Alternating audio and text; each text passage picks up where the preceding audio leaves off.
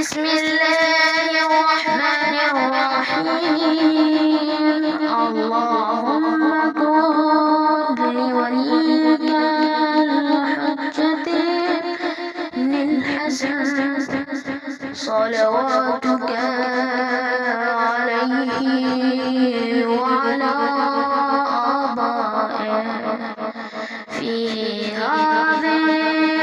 الساعة وفي كل ساعة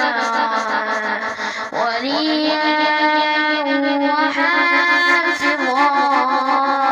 وقائدا وناصرا ودليلا